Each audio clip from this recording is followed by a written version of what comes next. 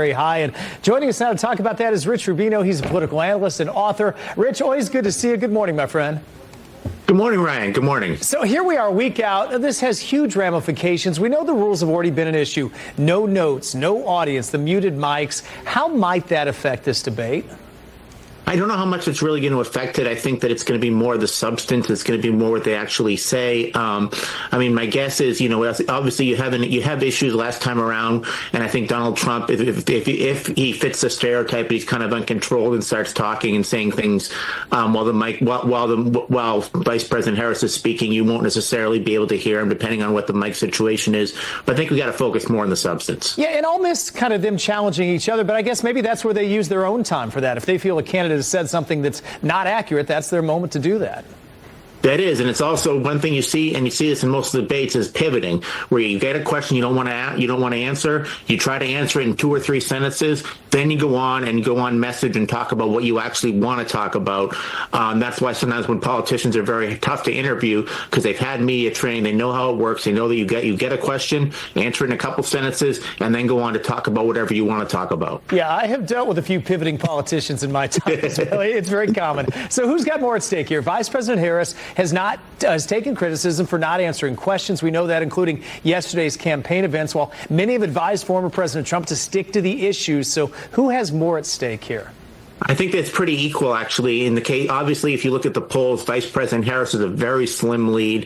It doesn't necessarily mean much. In the summer of 1988, Michael Dukakis was ahead by George H.W. Bush by 17 points and ended up losing 40 states. So, you can't really necessarily go by what the polls are showing today. But I think that one thing Vice President Harris has to do is she has to kind of own many of the issues that are popular, like bringing down the price of insulin of the Biden administration, without being seen necessarily as a surrogate of the Biden administration. She has to show her own independence, and she also has to somehow display what she can do, what she will do as president, and why she isn't. And she'll have to explain to Donald Trump and others why why this was not passed under the current administration. So that's kind of the hard line where vice presidents always have to play, whether it was Hubert Humphrey or George H.W. Bush or Richard Nixon. How do you hug the popular policies of the administration without being seen as some sort of, a surrogate of that administration? Great points. Let's follow up on that a little bit. We don't know how the moderators are going to approach this. We know ABC is moderating this, but for Harris, it would seem answering some major policy changes will be key.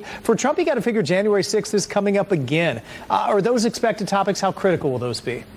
Yes, and that's where Donald Trump is going to probably pivot. As soon as he asks the question, he'll immediately say something about how the border needs to be fixed, or he'll talk about something this administration did that was positive. I can't imagine him actually talking much about January 6th.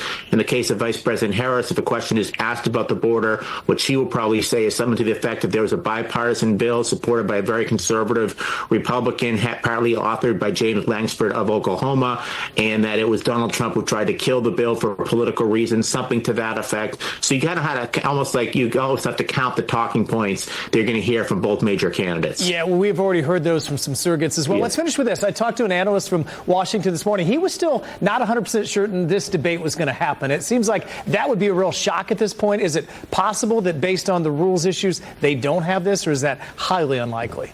Theoretically, it's possible. I think it's highly unlikely. I think both candidates kind of need this debate. But in the case of Vice President Harris, she might be seen as kind of rusty because she hasn't really had any debate since 2019. In the case of Donald Trump, he's had one debate, but prior to that, he didn't have one until 2020. But I think the chances are very, very slim that there will not actually be a debate. Rich, we're out of time, but I do want to ask, one major mistake, could it torpedo a campaign at this point?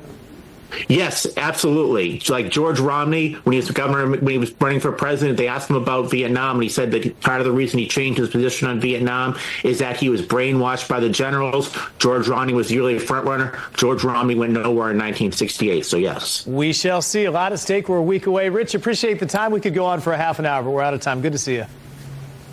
I'd love to do it. Thanks so much. Thanks so much for having me on. You bet. 7:41 is the time. Coming up on Good Day.